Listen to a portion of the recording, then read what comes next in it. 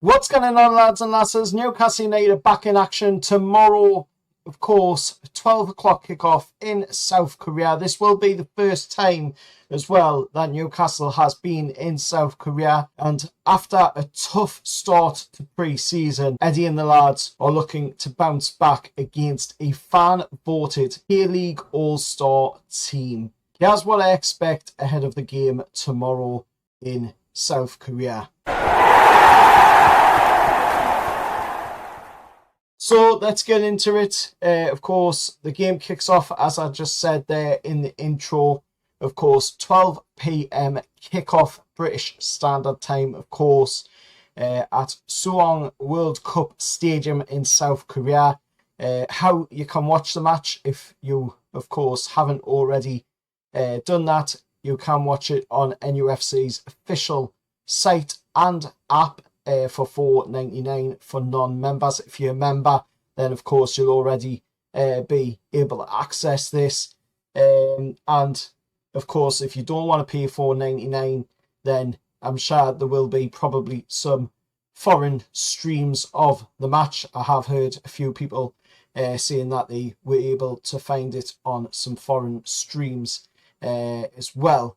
So, some talking points going into the game. Like I said, of course, first time in South Korea for Newcastle, a historic moment for our club, of course, and we are coming off the back of a 3-2 loss to Arsenal. However, the performance was, of course, a little bit better in the game against Arsenal than it was in the 4-0 defeat to Celtic at Celtic Park earlier, of course, in the month. And it's still early days, however, in pre-season.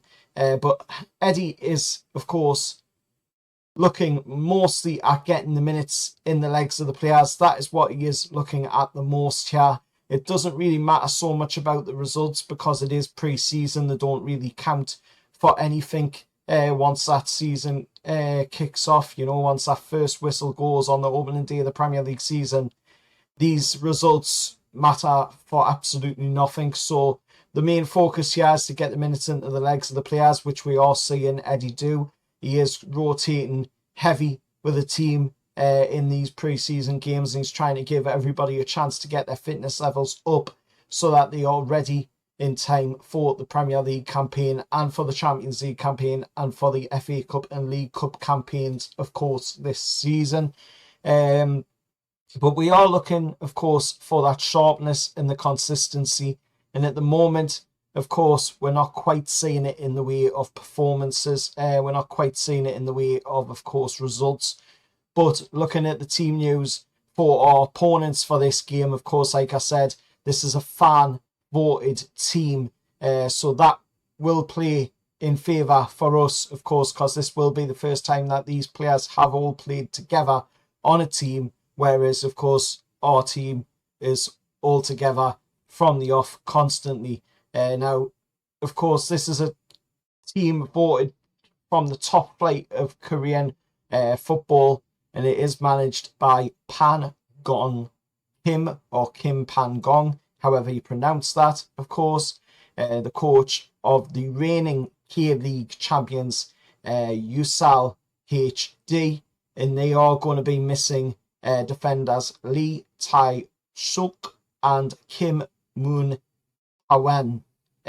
Sorry if I've pronounced these names wrong or said these names wrongly. At the end of the day, you know, it's very tough to pronounce these Korean names.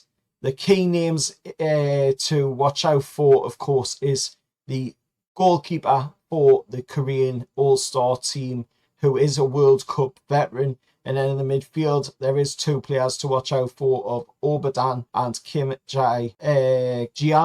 And then in the forward area, of course, of their team, we need to obviously look at players like Asani, Lee Dong-jeong and Jeo Jin-woo.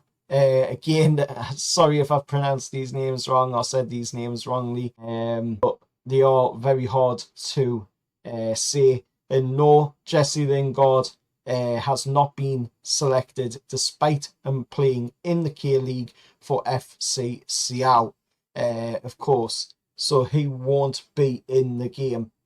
for the K-League All-Stars. What can we expect on the pitch when it kicks off tomorrow in that 12 o'clock kickoff? Well, like I've already said, expect heavy rotation in the lineup and plenty of the second half subs as well. Would need to see that constantly throughout pre-season, and that's what Eddie is doing. He is making sure there's enough players getting a go and getting their minutes in their legs ahead of this season, which is going to be a huge season for us. Like I said, you know, back in the Champions League for the second time in 3 seasons.